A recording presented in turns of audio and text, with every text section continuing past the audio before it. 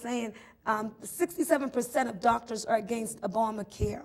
Okay, 74% of doctors will alter how they practice. That means that they'll get a second job, or some of them will leave the practice, okay?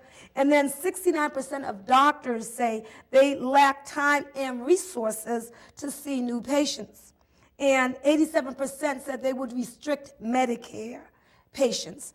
And 93% said they would restrict Medicaid patients. 60% say that they would close or restrict their practices to certain categories of patients. So you understand, all this is it's a trickle-down effect.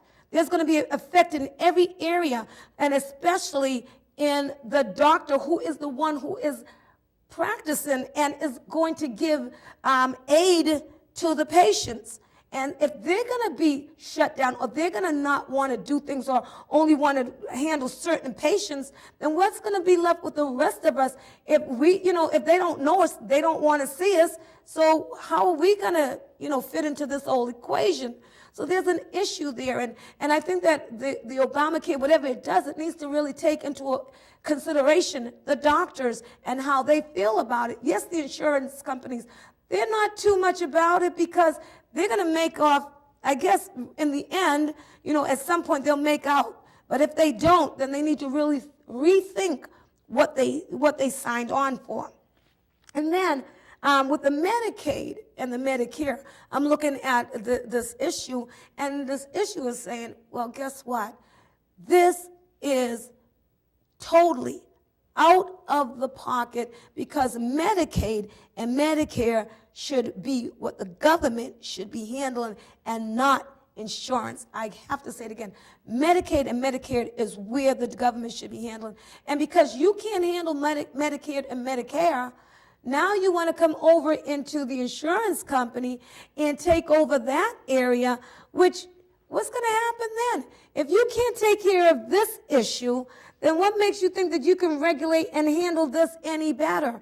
So again, monopoly, I say no to Obamacare, because it violates people's rights by forcing them. It is, the insurance requirement is unconstitutional, and we don't want to have a monopoly. Also, government, the government isn't dead. I understand that, and they want to make money, and I don't know how you're going to do that, but you can't make money doing that and forcing people to buy insurance when they don't want to buy insurance, or they don't need to have insurance. Some people are perfectly healthy. Now, getting back to some other solutions that I find, and I want to see that, number one, that people start eating healthy. Why don't we talk about people eating healthy, so we don't need doctors? Hello? We eat healthy, we eat what's right, we eat the greens and the vegetables and all that good stuff. We exercise, we diet right, and guess what? We won't need all of that, but you don't hear that. In the grocery stores, what we see that is cheap for people to buy are the junk food. So people, if they don't have enough money, they're going to go buy junk food. They're going to eat that because it's cheap. And the vegetables and the fruits are very, very expensive. So people don't buy what's good for them and what's healthy for them. And so we need to really stop. I don't know if you saw The Corporation, but this is a documentary, and it's really about government really trying to stop the fruit and the growth of foods by putting patents on certain things. Like in India, they had a patent on rice, and the woman said, listen, we're not going to let you come in here and tell us you're going to patent our rice.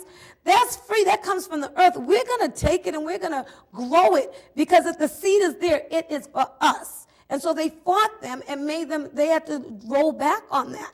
But even in America, they're patenting seeds, they're putting different seeds together, and then they're selling it and telling the farmers that they cannot use them until they get another patent from them. They got to buy these seeds from the government. And that's wrong. And so now they're limiting how much growth that we can have. And so therefore everything seems smaller, and the less you have, the more more people can pay for it. You understand? And so that's wrong. So I want to see more exercise and more dieting in our schools. Okay, we need to have more of that. Bring back cooking. What happened to cooking? You used to teach kids how to cook. They don't do that anymore, you know, and I think that'd be nice. They can learn how to cook healthy meals in home economics. I remember when I was growing up, we had home ec. Okay, and it was a cooking show. I mean, cooking things, and we went in there and we learned how to cook different foods and so forth, and what goes with what, and health things. So we need to think about solutions. So if the government wants to charge people up, we need to think about solutions. Government, I say to you, government, that you definitely need to stop rationing food. Stop rationing food. Stop stopping us from making the vegetables and the grain and all that we need to eat a healthy and prosperous life. That's what I say to government. Yeah. Well, you know what else people are doing as far as the solution was the elections on November 2nd. In Massachusetts, we didn't do as well as the rest of the country, but in the Massachusetts State House, we elected quite a few pro-lifers.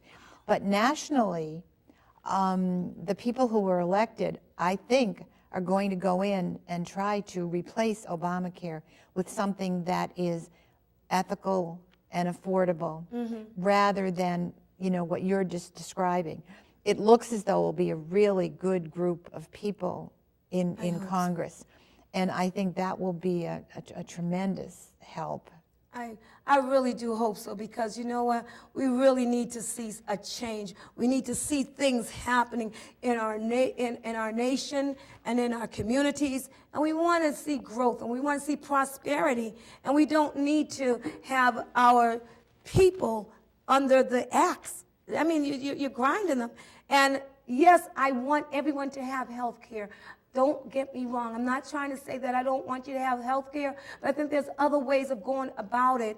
And I also think that if we ate right and we did what's right and food was more accessible, vegetables and fruits and so forth, the things that are necessary to give us the certain nutrients and the things that we need in our body, we'd live healthy lives. And if we ran or we walked or we swam or we did more exercise and we drank more water, we have to learn what our body is made of. Our body is almost 90% water, and we need to have more water in our bodies. But if we're not taking care of our bodies, they're going to break down. And if we have stress and all kinds of other things, and we're not thinking right, okay, those things also break down our bodies. So we really need to get into a different zone in terms of that.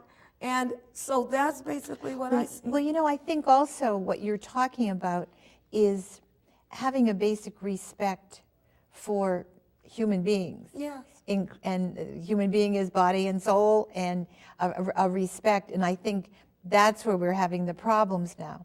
Because if someone is pregnant and it's not convenient, she goes and she has an abortion. Yeah. Well, the lack of respect for this baby, it reflects back on her. And so many women who've had abortions then have problems with drugs, and they're suicidal and all those things. So it's almost our whole society has become almost suicidal. Absolutely. Because you're right, in the old days, people walked, people did healthy things.